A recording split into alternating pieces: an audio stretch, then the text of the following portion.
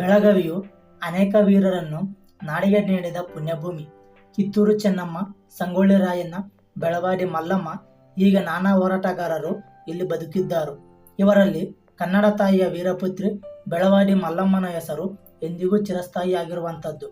17ನೇ ಶತಮಾನದಲ್ಲಿ ಬಾಳಿದ್ದ ಮಲ್ಲಮ್ಮನ ಇನ್ನೊಂದು ಹೆಸರು ಸಾವಿತ್ರಿಬಾಯಿ.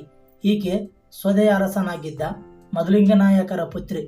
ಈಕೆ 17ನೇ ಶತಮಾನದಲ್ಲೇ ಮೊದಲ ಬಾರಿಗೆ ತರಬೇತಿ ಹೊಂದಿದ್ದ ಮಹಿಳಾ ಸೇನೆಯನ್ನು ಕಟ್ಟಿದ ಹೋರಾಟಗಾರ್ತಿ.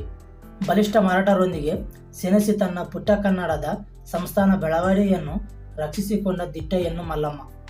ಈಕೆಯ ತಂದೆ ಮಧುಲಿಂಗನಾಯಕ ತನ್ನ ಪುತ್ರ ಸದಾಶಿವನಾಯಕನ ಶಿಕ್ಷಣದ ಜೊತೆಗೆ ಮಗಳಾದ ಸಾವಿತ್ರಿಬಾಯಿ ಶಿಕ್ಷಣಕ್ಕೆ ಸಹ ಏರ್ಪಾಟು ಮಾಡಿದ್ದರು.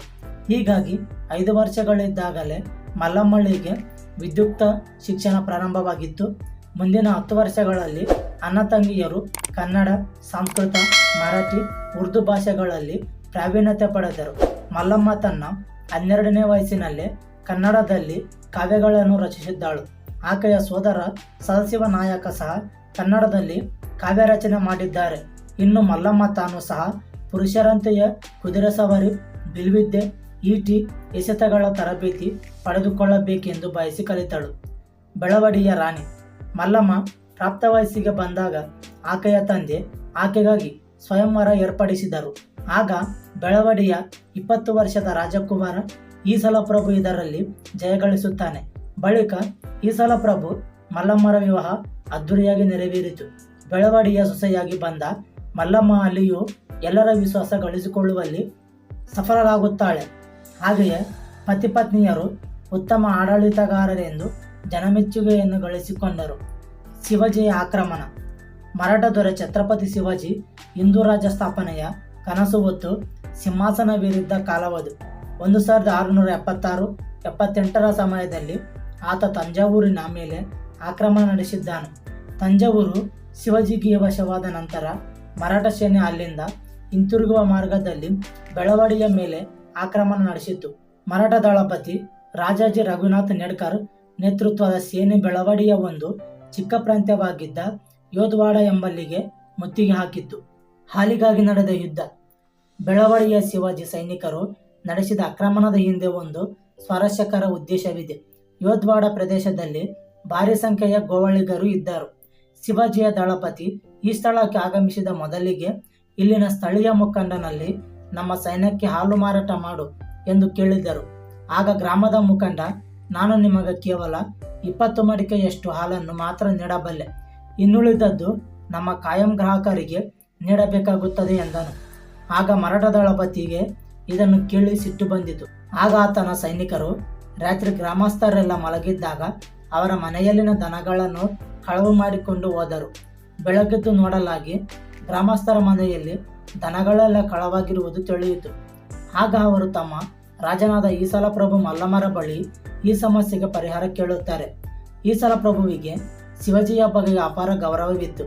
ಆತ ಹಿಂದೂ ಸಾಮ್ರಾಜ್ಯದ ಅಧಿಪತಿಯಾಗಿದ್ದಾನೆ. ಅವನ ವಿರುದ್ಧ ಯುದ್ಧ ಬೇಡ ಎಂದು ಅವನ ನಿಲುವಾಗಿತ್ತು. ಆಗ ಮಲ್ಲಮ್ಮ ಈ ಸಮಸ್ಯೆ ಪರಿಹರಿಸಲು ತನಗೆ ಅವಕಾಶ ನೀಡಬೇಕು ಎಂದು ಪತಿಯನ್ನು ಭಿನ್ನವಿಸುತ್ತಾಳೆ. ವೀರಗಚ್ಚೆ ಇಟ್ಟು ಯುದ್ಧ ಗೆದ್ದ ವೀರನಾರಿ. ಪತ್ನಿಯ ಬೇಡಿಕೆಗೆ ಪತಿ ಈಸಲಪ್ರಭು ಒಪ್ಪಿಗೆ ಸೂಚಿಸಿದ ತಕ್ಷಣ ಮಲ್ಲಮ್ಮ ತಾನು ಕಟ್ಟಿದ ವಿಶೇಷ ಮಹಿಳಾ ಸೇನೆಯೊಡನೆ ಮರಾಠ ಶಿಬಿರದ ಮೇಲೆ ಮುಗಿಬೀಳುತ್ತಾಳೆ.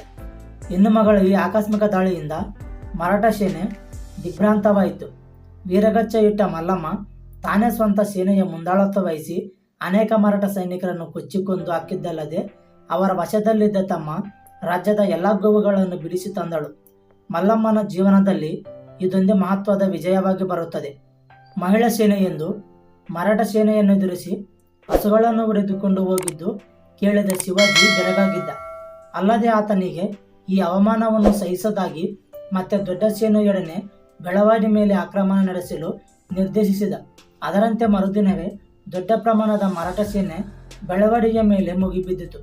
ಆಗ ಬೆಳವಾಡಿಯ ಅರಸ ಈಸಲಪ್ರಭು ನಾಯಕತ್ವದಲ್ಲಿ ಮರಾಠರನ್ನು ಯಶಸ್ವಿಯಾಗಿ ಎದುರಿಸಲಾಗಿತ್ತು. ಆದರೆ ಈ ಯುದ್ಧದಲ್ಲಿ ದೊರೆ ಈಸಲಪ್ರಭು ಶತ್ರುಗಳ ದಾಳಿಗೆ ಬಲಿಯಾದರು. ತನ್ನ ಪತಿಯ ಸಾವಿನ ಸುದ್ದಿ ತಿಳಿದು ಮಲ್ಲಮ್ಮನಿಗೆ ಅಪಾರ ದುಃಖವಾಗಿತ್ತು. ಆದರೆ ಯುದ್ಧ ಕಾಲದಲ್ಲಿ ಅಳುವುದಕ್ಕೂ ಸಮಯವಿಲ್ಲ.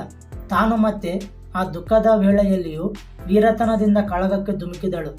ಯುದ್ಧದಲ್ಲಿ ಶೌರ್ಯದಿಂದ ಹೋರಾಟ ನಡೆಸಿ ಅನೇಕ ಮರಾಠ ಸೈನಿಕರ ರುಂಡ ಚೆಂಡಾಡಿದ ಮಲ್ಲಮ್ಮ ಯುದ್ಧದಲ್ಲಿ ಕುದುರೆ ಮೇಲೇರಿ ಸಾಗುತ್ತಿರುವಾಗ ಓರ್ವ ಮರಾಠಿ ಸೈನಿಕ ಆಕೆಯ ಕುದುರೆಯ ಕಾಲು ಕತ್ತರಿಸಿದ. ಆಗ ಮಲ್ಲಮ್ಮ ಕುದುರೆಯಿಂದ ಕೆಳಗೆ ಬಿದ್ದಳು. ಆದರೆ ಆಕೆ ಪುಟಿದೆದ್ದು ಮತ್ತೆ ಕತ್ತಿ ಹಿಡಿದು ಕಾಡಿದಳು. ಅಂತಿಮವಾಗಿ ಮರಾಠ ಸೇನೆ ಆಕೆಯನ್ನು ಬಂಧಿಸಿತು. ಬಂದಿಯಾಗಿದ್ದ ಮಲ್ಲಮ್ಮಳನ್ನು ಶಿವಾಜಿಯ ಮುಂದೆ ಹಾಜರುಪಡಿಸಲಾಗಿತ್ತು. ಶಿವಾಜಿ ತಾಯಿ ಜೀಜಾಬಾಯಿ ಬಹುದೊಡ್ಡ ದಾರ್ಶನಿಕ ಹೆಣ್ಣು. ಆಕೆ ತನ್ನ ಪುತ್ರನಿಗೆ ಉತ್ತಮ ಸಂಸ್ಕಾರ ಕಲಿಸಿದ್ದಾಳು. ಹೆಣ್ಣಿಗೆ ಸದಾ ಗೌರವಿಸುವುದು ಅದರಲ್ಲಿ ಒಂದಾಗಿದ್ದು, ಮಲ್ಲಮ್ಮಳನ್ನು ಕಂಡು ಶಿವಾಜಿ ಮಹಾರಾಜನಿಗೆ ತನ್ನ ತಪ್ಪಿನ ಅರಿವಾಗಿತ್ತು. ತಾಯಿ, ನನ್ನಿಂದ ತಪ್ಪಾಗಿದೆ, ನನ್ನನ್ನು ಕ್ಷಮಿಸು, ನನಗೆ ನಿನ್ನ ರಾಜ್ಯ ಬೇಡ ಎಂದು ಹೇಳಿದ್ದಲ್ಲದೆ ಆಕೆಯನ್ನು ತಕ್ಷಣ ಬಂಧಮುಕ್ತಗೊಳಿಸಿ ಸಕಲ ಗೌರವಗಳೊಡನೆ ಬೆಳವಾಡಿಗೆ ವಾಪಸ್ಸು ಕಳಿಸಿದನು. ಇನ್ನು ಶಿವಾಜಿಗೆ ಮಲ್ಲಮ್ಮನ ಪತಿ ಈಸಲ ಪ್ರಭುವನ್ನು ಹತ್ಯೆ ಮಾಡಲಾಗಿದ್ದ ವಿಚಾರ ಸಹ ಬಹಳ ನೋವು ತಂದಿತು. ಆತ ರಾಜನ ಹತ್ಯೆಗೆ ಆದೇಶ ನೀಡಿರಲಿಲ್ಲ. ಈಗ ರಾಜನೊಬ್ಬನ ಹತ್ಯೆ ಮಾಡಿದ ತನ್ನ ಸೇನಾಪತಿಯ ಕಣ್ಣುಗಳನ್ನು ಕೀಳುವ ಮೂಲಕ ಅವನನ್ನು ಶಿಕ್ಷಿಸಿದ್ದಾನು. ಇತ್ತ ಶಿವಾಜಿಯಿಂದ ಬೀಳ್ಕೊಂಡ ಮಲ್ಲಮ್ಮ ಮತ್ತೆ ಬೆಳವಡಿಗೆ ಬಂದು ಹಲವು ವರ್ಷಗಳ ಕಾಲ ಉತ್ತಮ ರಾಜ್ಯಭಾರ ನಡೆಸಿದ್ದಾಳು. ಆಕೆಯ ಮಗ ಮಲ್ಲಮ್ಮನ ಸೋದರ ಸದಾಶಿವನಾಯಕನ ಗರಡಿಯಲ್ಲಿ ಉತ್ತಮ ಶಿಕ್ಷಣವನ್ನು ಪಡೆದು ಬೆಳೆದಿದ್ದಾನು. ಇದಾಗಿ ಕೆಲ ವರ್ಷಗಳ ನಂತರ ಮಲ್ಲಮ್ಮ ತಾನು ಇಹದ ಯಾತ್ರೆ ಮುಗಿಸಿದ್ದಾಳು. ಮರಾಠರಿಂದ ತನ್ನ ಪುಟ್ಟ ಸಂಸ್ಥಾನವನ್ನು ರಕ್ಷಿಸಿದ್ದ ಈ ವೀರಮಾತೆಯ ಹೆಸರು ಕನ್ನಡ ನಾಡಿನ ಇತಿಹಾಸದಲ್ಲಿ ಅಚ್ಚಳಿಯದೆ ಉಳಿದಿದೆ.